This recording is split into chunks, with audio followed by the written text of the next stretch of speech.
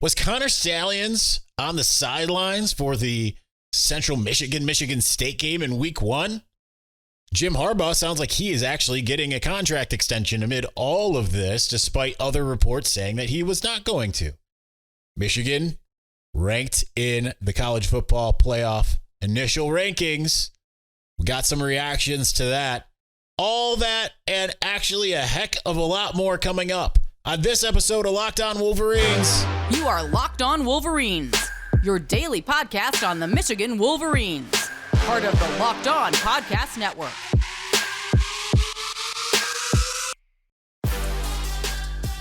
Happy Tuesday. By the time you see this, it will be Wednesday, but Locked On Wolverines podcast, part of the Locked On Podcast Network, where it's your team every day. I am your man on the ground, Isaiah Hole, publisher of Wolverines Wire through USA Today Sports Media Group.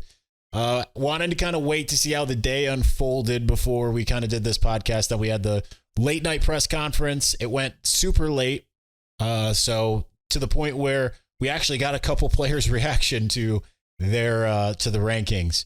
But we're going to start off first with this supposed news that Connor Stalions was on the sidelines for the Central Michigan State game. And you are all going to hate me for this. But I'm actually not going to talk about it. I know I teased that I was going to talk about it. I was going to give my reaction. I know a lot of you are sitting there wondering what are those things that I've said that are going to drop. We're going to talk about that at a later date. You will understand why later, and you can make of this what you will. But we're actually going to move right on. Yeah, it's kind of mean. I know it's that actually was a little bit of pod bait. Kind of not really. You'll understand why in the coming days or weeks or whatever. Okay, trust me on that. So I do want to talk about. I will say it's fun watching people analyze earlobes and things of that nature. But we'll get to all that. But despite all of that, I mean, Jim Harbaugh, according to Chris Ballas at the Wolverine, he was the first to report it, that it appears that Jim Harbaugh has been approved for his contract extension, which flies directly in the face of the report that came out Sunday night. The rescinded, I know people are going to say, well, it's, the matter of semantics. No, rescinded means it was taken back. They had a new contract that was taken back. Now you can sit there and say, well, maybe it was essentially taken back so they could revise it. That's certainly a possibility. But I think it speaks volumes to the fact that if you have Santa Ono, Ward Manuel, and the Board of Regents supposedly unanimous in approving the contract as stated, and that they are going to offer that to Jim Harbaugh, and that he will likely sign it in the coming days. That being said, I mean, that speaks volumes about now that the NCAA has been to town. They've had their meetings. They didn't meet with coaches or staff, supposedly, but they certainly met with some people in the brass. And Michigan walked away feeling like, all right, we're good. We're good to go. Now, you still see and hear a lot of people out there in the media that say this is clearly Jim Harbaugh's last year. There's no way he sticks around. If he does, it's just the hammer's gonna come down. Like I've said, it's not the indication that I've gotten, right? That's not the indication I've gotten whatsoever. Certainly, there are a lot of different things that are mitigating factors. There are things that maybe I don't know about that could come out, right? Could there be any truth to this Ohio State film thing? I mean, I was vehemently told by multiple people that is not the case. I do believe Ohio State believes that.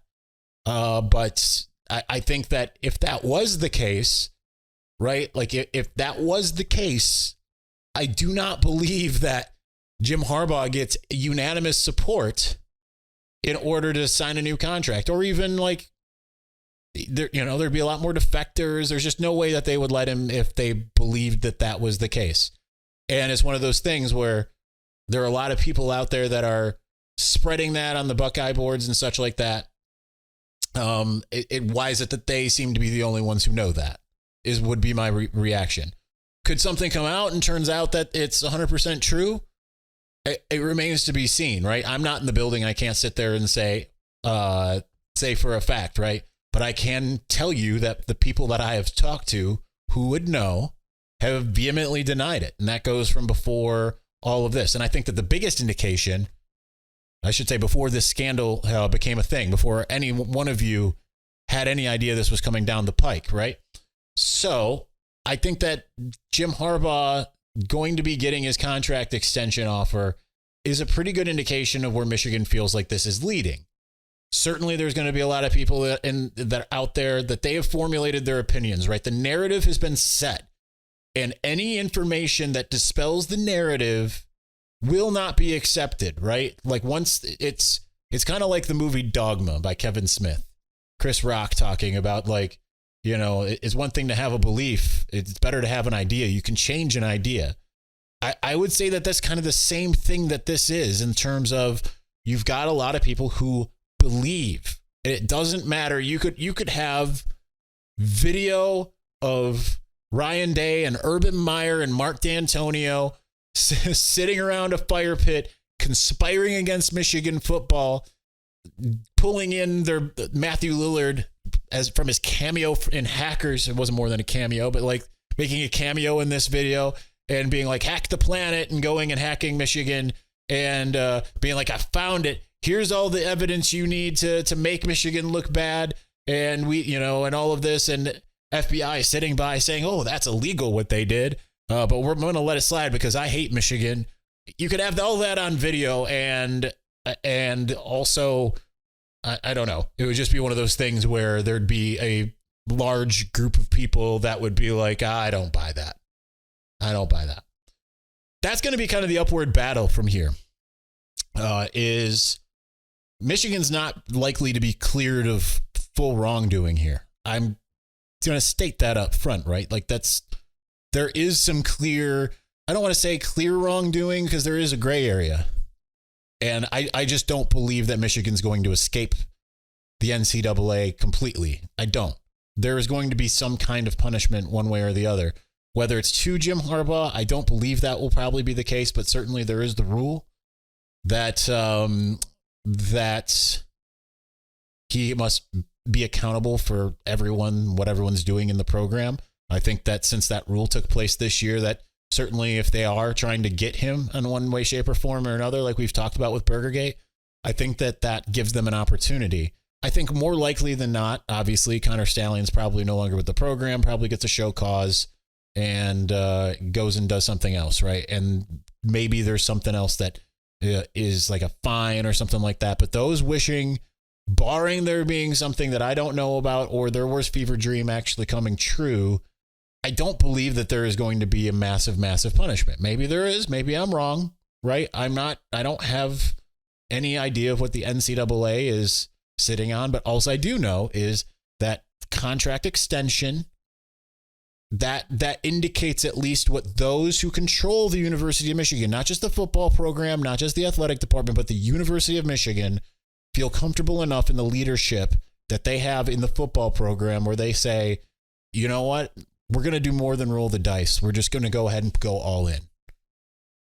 And considering there's millions of dollars at play, Jim Harbaugh likely to be the highest paid coach in the Big Ten. We'll find out if that is what those numbers are eventually, of course. I think that tells you that they're not bluffing. Watch what people do. That's usually a pretty good indication of things. Watch what people do. Not just what they say, but what they do. Michigan's reaction to this entire thing is, let's just stay on track and re-up our head coach. And certainly there will be people who won't believe it until he suits up next year. And then it will be like, well, the hammer's still coming down. He's as good as gone. It's just going to be the same thing over and over and over and over again.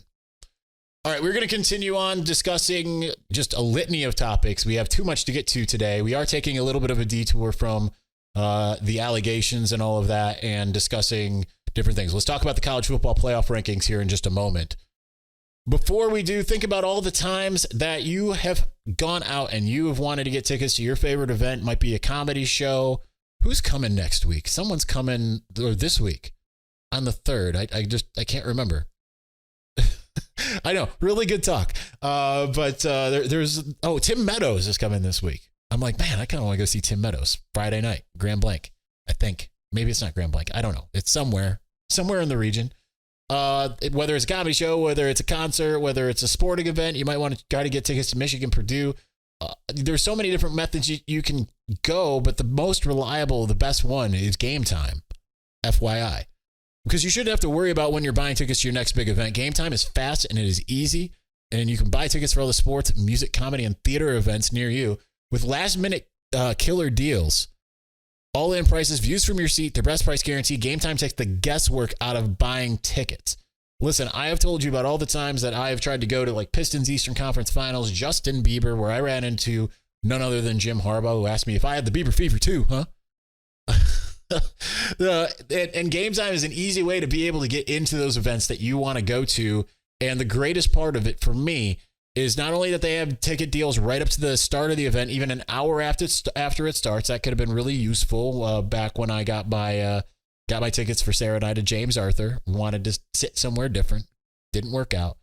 It's the place to find last minute seats. You can find exclusive flash deals, sponsored deals on tickets for football, basketball, baseball, concerts, comedy, theater, more. There's zone deals. You pick the section and Gametime picks the seats for an average of 18% savings. I'm absolutely using that next time I go to Broadway. And the Gametime guarantee means you'll always get the best price. So if you find tickets in the same section and row for less, Gametime will credit you 110% of the difference. So take the guesswork out of buying tickets with Gametime. Use the code LOCKEDONCollege for $20 off of your first purchase. Terms apply. Again, create the account and redeem the code LOCKEDONCollege for $20 off. Download Gametime today. Last minute tickets. Lowest price guaranteed.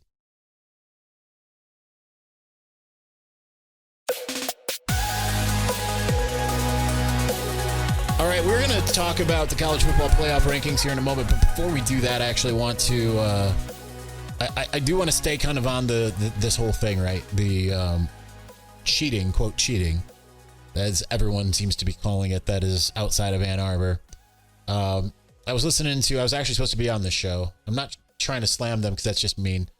But listening to Sirius XM tonight, I mean, they were just slamming Michigan, and probably would have helped for me to be on to kind of have a little bit of disambiguation. But again, I don't know how much their minds I would change. But it's being thrown out, cheating. And this accusation essentially that Michigan wouldn't be winning games. You know, I know a lot of people love to say, they were terrible in 2020. And then look, no one seems to say the same thing about Penn State. I mean, Penn State wasn't great in 2021, but had injuries. No one seems to say the same thing about Penn State was really good in 2019, really bad in 2020. And again, pretty good at least. More so in 2022 than 2021. I mean, let's face it, the obviousness as far as why things changed for Michigan has less to do with sign stealing, legal or alleged illegal, and more so with player culture, having quarterback execution, things of that nature, having completely cleaned house as far as the assistants, changing from Don Brown to initially Mike McDonald, Jesse Minter, all of that stuff. And where am I going with this? It's Trevor Keegan. We spoke to him today. He got a barrage of questions about all of this, and he took exception, right, to this entire idea that Michigan wouldn't be where it is if it wasn't for, quote, cheating, right? He says, like, it takes away from all of the hard work that we have put in, the conscious effort to completely change the trajectory of the program, doing the extra lifts, the extra work, going as hard as possible in practice, players developing, building depth, all of these different things. So I'm inclined to agree, right? Because I mean, I will say this: anyone who just looks at it and says cheating, that's it, that's why, they don't know ball. I know that's a very fun thing to throw out there. They don't know ball. Sign stealing can be an absolute benefit. It's, I'm talking legal sign stealing, absolute benefit. But is it why you fully win games? No. There have been teams that I know for a fact stole signs of Michigan's and came nowhere close to winning the game. Okay? You've heard me list those types of teams that are avid sign stealers. Pick one, right? Any of those. When I talked to my Big Ten source, that wasn't the first time I heard those names of the tier 1 teams, okay? Go back to last Wednesday if you don't know what I'm talking about. You can't reduce it to one thing, right? We've said so many times that you can know, I mean, Deion Sanders flat out said this, you can have a team's playbook and still lose. Execution is something, right? One of the things I was talking to a colleague, I was talking to my best friend about this as well, is just kind of this idea that you see, like I saw yesterday, a lot of rival fans, particularly Ohio State, trying to say that the reason why Aiden Hutchinson was able to bull rush Thayer Mumford the way he did against Ohio State, and mostly because obviously they're watching him go against him in the Lions-Raiders game last night. They said is because, he knows the blocking scheme. That's not how it works.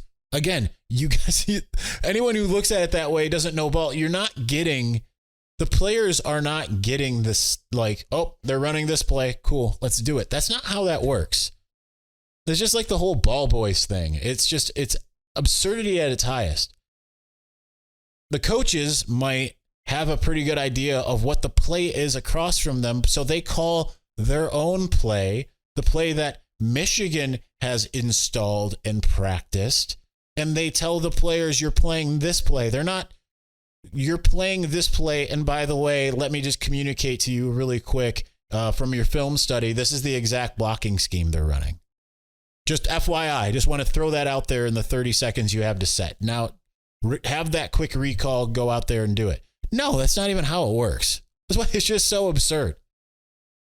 It just non-knowers of ball, right? There's so many people that just want to just wipe away the last 3 years. I understand the impulse if you're a rival fan. Certainly there would be a lot of Michigan fans that would be doing the same thing if the shoe was on the other foot with another team. I would be the one sitting here and saying that's not how sign stealing works. I know it's easy for me to say that because I'm not in that position, but it's like I've said time and time again. Like I've said time and time again, it's not Ohio State's fault that Michigan stole, or that Ohio State rather stole Michigan signs in 2018 and 19, like we have talked about for literally 4 years on this show. 4 years we have talked about it. It's Michigan's fault for not adapting, right? Teams can do things. And I know there's rival people out there and saying, well, Michigan went above and beyond that. Okay, I want you to explain to me like I'm a child the benefit that doing what you can do tomorrow, you can come to, or not tomorrow, but let's say what you could come to Ann Arbor on Saturday. You can sit in the stands and you can take the video and you can send it to Ohio State. You'll have to tell me how that works out, okay? It's part of it. You can know 100% what the other team is doing. But styles make fights in football. Michigan happened to create a style, not create, but, and deploy a style on both sides of the ball that Ohio State struggles against. It just is what it is sometimes. We'll get better answers in November, right? If Ohio State absolutely thrashes Michigan, which I don't personally expect, then maybe you've got something. But as for now, I don't believe you do. So apparently we did that. So let's talk about the college football playoff rankings. And we're going to do that here in just a moment. Before we do, listen, NFL season's in full swing. The Detroit Football Lions are the best team in the NFL, and you know it.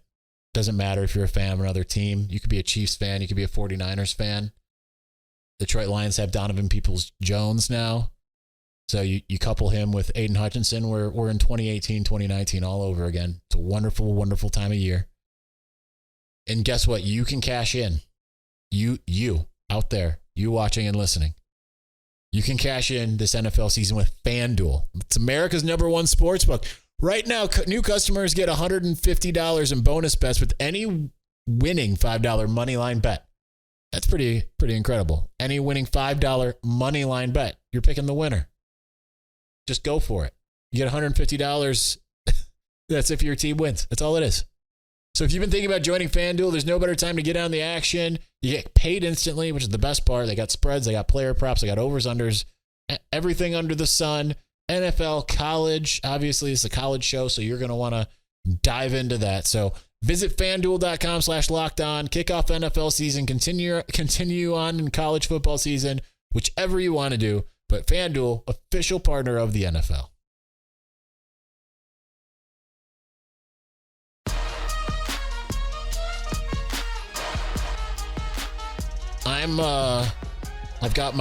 I got ESPN screen up here, just whatever Michigan stories they have, just kind of looking to see what they have.